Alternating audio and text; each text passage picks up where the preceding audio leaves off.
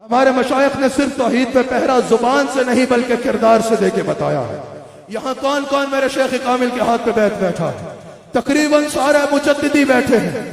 جب توحید پر بات آئی تو ہمارے آقا نے پہرا دے کے بتایا ہے۔ سمجھ آ گئی؟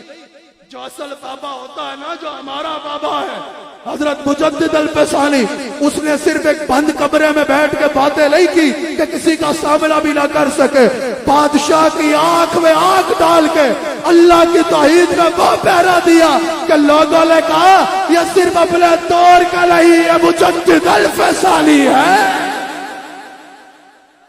جب دین اکبر ہی بنایا گیا، جب بادشاہ کو سجدہ کیا جاتا تھا، لوگوں نے مصلحت کا شکار ہو کے فتویٰ دے دیا، جان بچانے کے لیے فتویٰ دے دیا کہ بادشاہ کو سجدہ تعظیم کرنا جائز ہوگا۔ اگر مجدد جان بچا لیتے تو دین کون بچاتا؟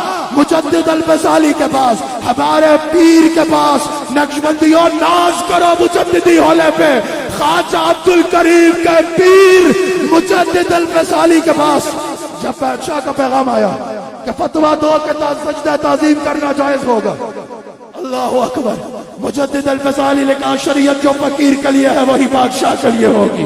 مجدد الفسانی نے کہا نہیں، سجدہ تعظیم اللہ کے سوا کسی کو بھی جو ہے وہ حرام ہوگا اور سجدہ عبادت شرک ہوگا۔ بادشاہ کو گوارا نہ ہوا، بادشاہ نے حضرت شیخ مجدد کو اپنے دربار میں بلایا۔ شیخ مجدد نے کہا چلو چلتے ہیں۔ ان لوگوں نے کیا کیا کہ دروازہ نیچا رکھ دیا۔ کہا دروازہ نیچا رکھیں گے تو دروازے میں آنے کے لیے تو سر جھکائے گا نا، کسی بہانے تو سر جھکے گا۔ ان کو نہیں پتا آگے ابو بکر صدیق کے فیضان کا قاسم آ رہا ہے۔ حضرت مجدد نے کیا کیا؟ پہلے ٹانگیں داخل کی، بعد میں سر داخل کیا۔ کہا سر نہیں جھکتا۔ بادشاہ نے کہا اس کا پکڑ کے سر سجدہ کرو مجھے۔ شیخ مجدد نے کہا سجدہ نہیں کروں گا۔ کہا میرا حکم ہے۔ مجدد صاحب نے کہا اللہ کے حکم کے آگے تیرے حکم کی کوئی حیثیت نہیں۔ بادشاہ نے اپنے پہلوانوں کو کہا پکڑ کے اس کا سر جھکاؤ۔ شیخ مجدد کا سر جھکانے کی کوشش کر رہے ہیں۔ شیخ مجدد کا سانس پھول گیا، سر نہیں جھک رہا۔ انہوں نے بڑی چاہے ہے، اقبال نے کہا نا حاضر ہوا ہوں شیخ مجدد کی لحد پر، وہ خاک کہ ہے مطلع فلک زیر انوار، اس خاک کے ذروں میں ہے، اس خاک کے ذروں پہ ہے شرمندہ ستارے، اس خاک میں پوشیدہ ہے وہ صاحب اسرار، وہ گردن جھکا رہے ہیں گردن نہیں جھک رہی۔ اقبال کہہ رہا ہے گردن نہ جھکی جس کی جاگیر کے آگے سانس چڑھ گیا نا، یہ کیفیت بلی۔ اقبال کہتا ہے گردن نہ جھکی جس کی جاگیر کے آگے ہے اس کے نفس کرم سے ہی کربی احرار، وہ ہند میں ہے سرمایہ ہے ملت گلی کے بال، اللہ نے کیا جس کو پر وقت خبردار۔ شیخ مجدد کو اس نے قید خانے میں ڈال دیا۔ شیخ مجدد قید خانے میں گئے، جو باہر کرتے تھے وہ اندر شروع کر دیا، سارا قید خانہ مسلمان کر دیا۔ حضور جہانگیر کے خواب میں آئے، کہا پتہ ہے تو نے کتنے بڑے آدمی کو قید خانے میں رکھا ہے؟ جہانگیر حاضر ہوا، اپنا تاج آپ کے قدموں پہ رکھتا ہے۔ حضور میں آپ کو رہا کرتا ہوں۔ آپ نے فرمایا میں نے رہا ہونا ہی نہیں ہے۔ کہا حضرت کیسے رہا ہوں گے؟ کہا پہلے یہ سجدے بند کراؤ۔ سجدے بند ہوئے، جہانگیر آپ کی خدمت دین میں معاون بنا۔ پھر شیخ احمد سرہندی نے یہ مجتہدہ سنایا کہ جہانگیر سن، اگر اللہ نے احمد سرہندی کو جنت میں جانے کا حکم دیا تیرے بغیر نہیں جائے گا، تیری شفاعت کرے گا۔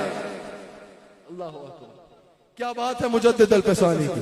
جلال ذات صدیقی، جمال ذات فاروقی، کفِ عثمان یدِ حیدر مجدد الفسانی ہے، کفِ عثمان یدِ حیدر۔